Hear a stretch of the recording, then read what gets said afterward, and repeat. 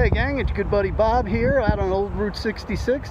I was in Flagstaff to run some errands, and I figured I'd come out here, about a half hour away and check out Keyhole Sink, a big old sinkhole that I found through the Ancient Arizona Explorers page on Facebook. So thanks guys for that. I hope to go exploring with you soon. A lot of traffic for this podunk little interstate intersection here. So we'll get rid of the road and go see what we can find on the trail. Now, Veronica the voice here at GPS is telling me that we've arrived at the sinkhole trail.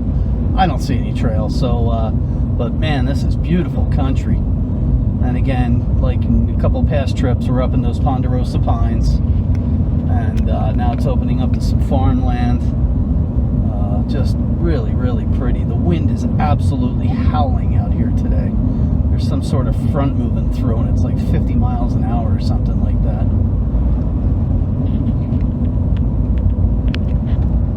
Interstate 40 over there, if you can see that. Various farmhouses, ranches, stuff like that. Really, really pretty out here.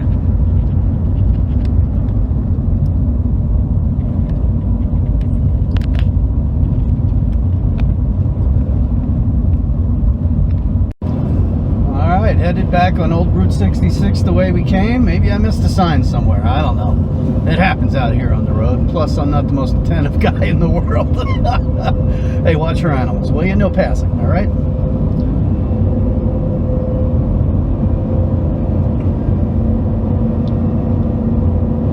As we used to say on canoeing trips, hey, it's got to be right around the next bend.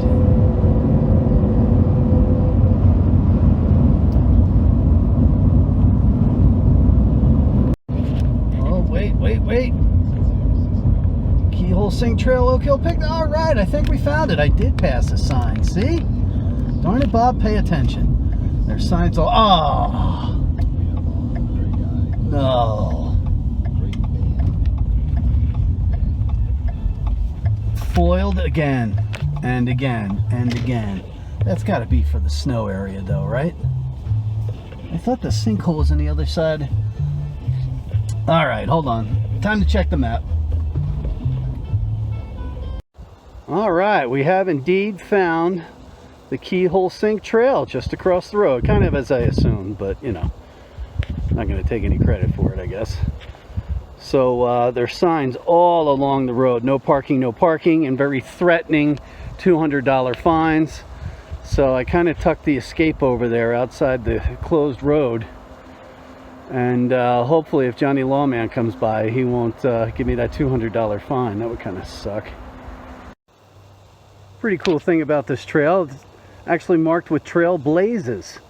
So these things are like buoys out on the bay or out on the ocean. You know, you find one, look around the trees, find another, and find another, and find another, and that's where the trail is.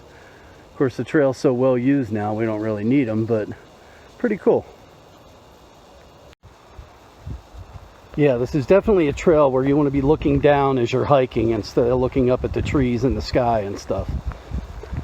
I've probably told you it took me too long a time to learn that, you know. I don't know how many times I went down and before I figured out, like, hey, you dummy, pay attention to what you're doing.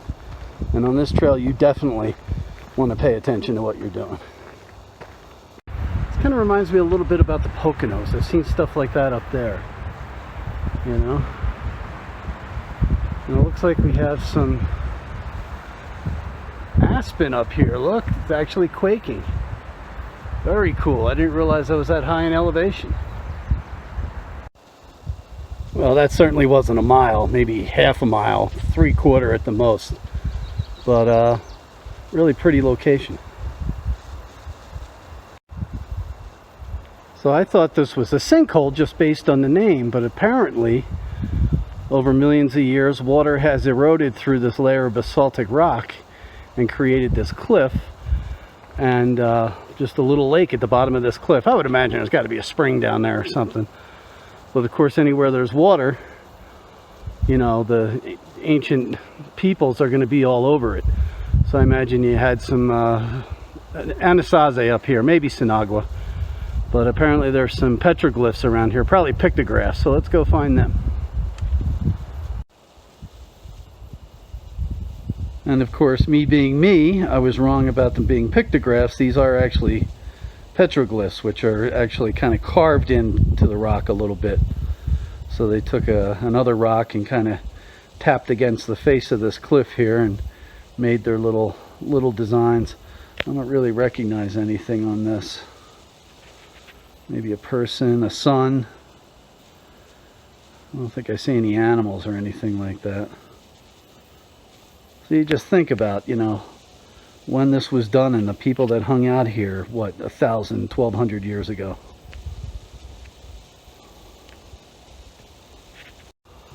Now these guys, whatever they are probably a day or two past their prime, but really pretty nonetheless. And back with the backdrop of the quaking aspen, just a really cool spot right here. Glad I'm the only one here at this moment anyway, according to the register. There was somebody here earlier today.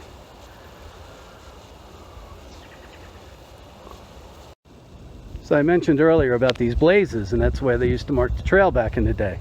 Well, I'm cruising through and I noticed a couple of these things on small trees, young trees, you know. So the damn things are plastic. So these are pretty new. It was probably like a Boy Scout project or something like that. But thanks guys. So that was a pretty cool little hike, I guess you'd say, into this Keyhole Sink. Learned a few things. It's not a sinkhole.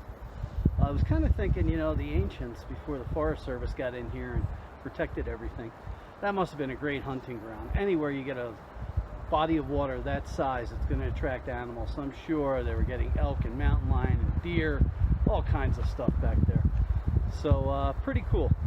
So I broke one of my own rules. You saw the road closed sign here, so I went under the tape and I walked over and I checked out the Oak Hill snow play area. And cool little area, really. I mean, they got a warming shed, a bathroom, garbage disposal, and two really cool hills for sledding or tubing. This must be a blast in the winter.